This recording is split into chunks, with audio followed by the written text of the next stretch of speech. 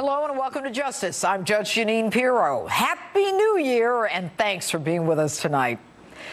As we venture into 2016, the most dangerous threat to Americans is President Obama's intent to use his presidential action to once again usurp congressional powers and circumvent the Constitution by thinking up new actions this Monday with his Attorney General.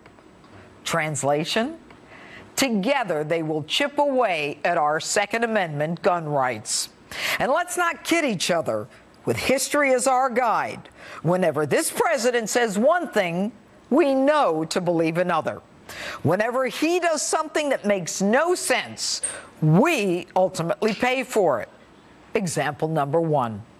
Not to worry, ISIS is a JV team. He would contain them until he decided that he would dismantle them, all the while admitting he had no strategy to do either. The reality? Today, ISIS is the largest, strongest, most well-funded terrorist organization the world has ever seen, with not only social media savvy, but with satellites above the Muslim world. Example number two. Al-Qaeda is on its knees. We've defeated the Taliban sufficient to bring our troops home.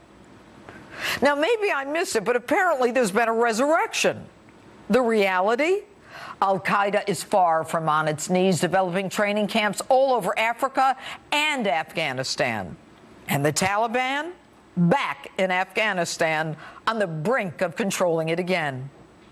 So, looking back at 2015, when ISIS succeeded in the slaughter of innocents in Paris, and ISIS-inspired militants succeeded in the slaughter of innocents in San Bernardino, California, it's no wonder more Americans believe the terrorists are winning the war against terror.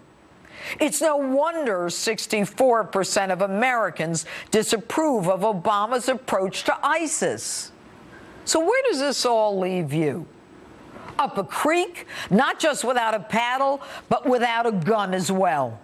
At a time when we face the biggest threat we have ever been confronted with, our commander-in-chief is on an anti-Second Amendment crusade to take away our guns.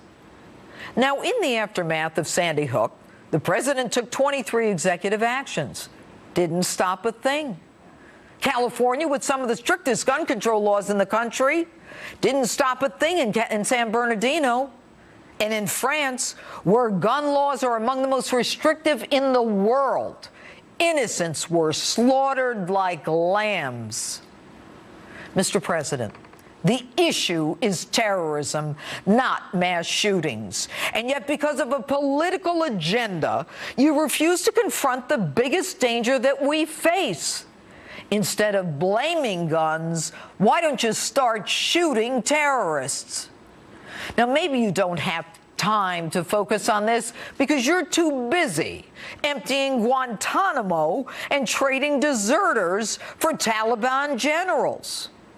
And as a result of your dilly-dallying in a leftist political ideology, you should be focusing on protecting us and letting us defend ourselves.